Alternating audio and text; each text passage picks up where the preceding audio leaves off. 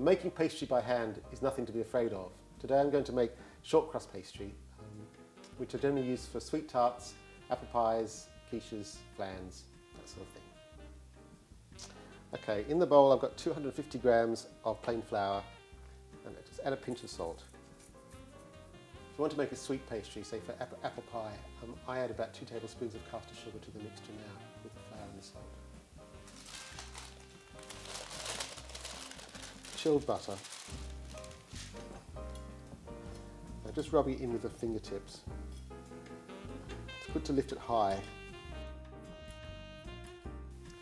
Let's aerate the pastry a little as well.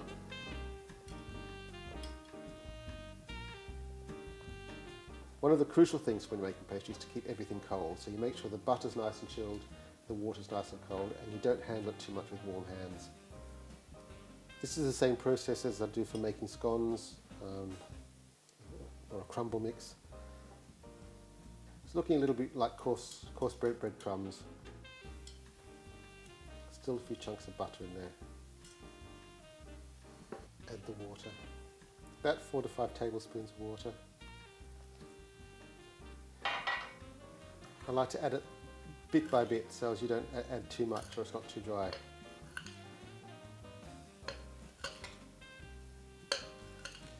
What will happen is it will all come together in clumps like that.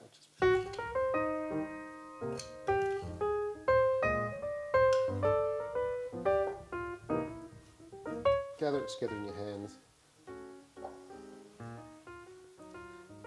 Make a ball and then flatten it slightly.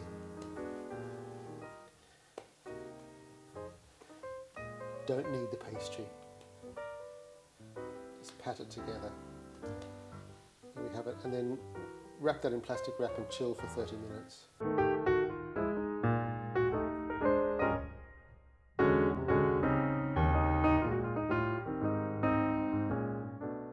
The pastry's been chilling for about half an hour, so it's nice and cold. You need to chill it first. And I generally roll it between 2 sheets of baking paper or greaseproof paper. It just saves mess, and it saves it sticking to the surface of the worktop. And also you see the sense of having a flattened disc now, because that's basically the shape we're going to roll it into. Now just press it out a little bit first. Put the paper on top, and then roll it out.